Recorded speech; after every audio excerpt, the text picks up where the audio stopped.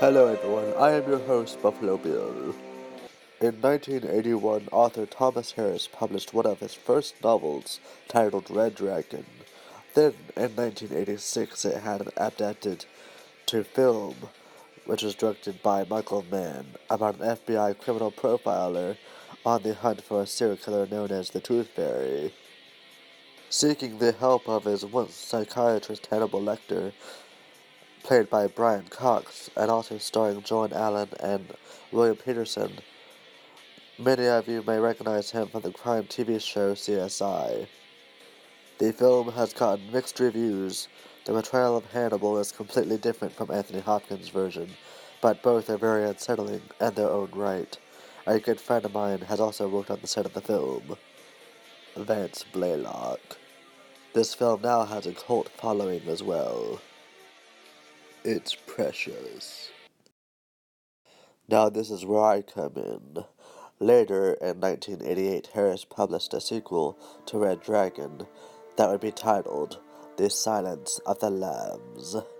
The iconic character, Hannibal, is now held prisoner in a mental institution while other dangers are at large, thanks to me, Buffalo Bill.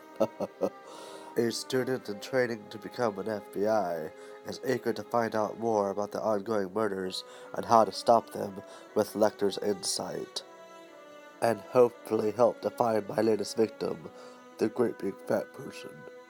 In 1991, the novel was also adapted to screen, winning several Academy Awards, including Best Picture, Best Director Jonathan Demme, Best Actor Anthony Hopkins, and Best Actress Jodie Foster. This being one of my favorite films of all time, my mother introduced me to the film. Her knowing how much of a fan of cinema I was, she suggested I see this classic telling of cinema, which it still remains. Hannibal, the third book in the Hannibal Lecter series, published in 1999 and adapted to film in 2001. Directed by Ridley Scott, Hannibal is on the loose, as some are after to kill him for more personal matters, others are simply wanting him for money, since he's on the 10 most wanted list.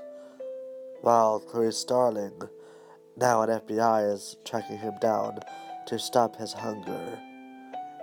Jodie Foster is now replaced with Julianne Moore as Clarice Starling. Nominated for her performance in Far From Heaven, at the time she brings her talents to the film, alongside Gary Oldman with his disturbing, realistic makeup effects that won a Saturn Award for Best Makeup, and Best Score Hans Zimmer, with many nominations. In 2006, Red Dragon got a retelling directed by Brett Ratner, this time starring once again Anthony Hopkins and Lord Voldemort, Ralph Fiennes as the Tooth Fairy, and Edward Norton as Will Graham. Some scenes are almost identical, however this seems to have a more polished look than the gritty original. Some say that could be a good or bad thing. However, Manhunter seems to be creepier of the two. The ending of this film, with Lecter asking who his visitor is a perfect approach to the next installment, The Silence of the Lambs. With the 80s score on the original Manhunter, it has a more realistic approach. Both films are very entertaining and unsettling.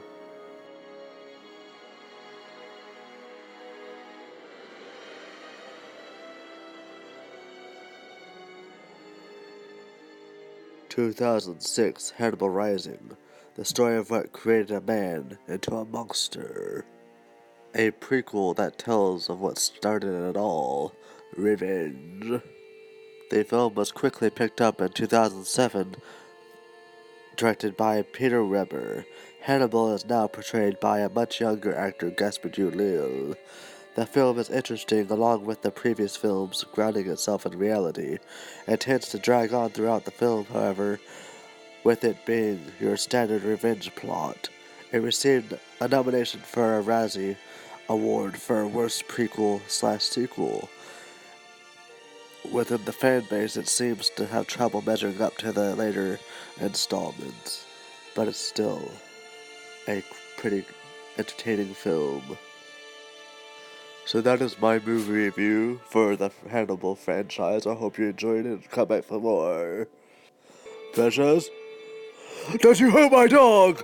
I do not pay this! Please like and subscribe. I'd subscribe me so hard.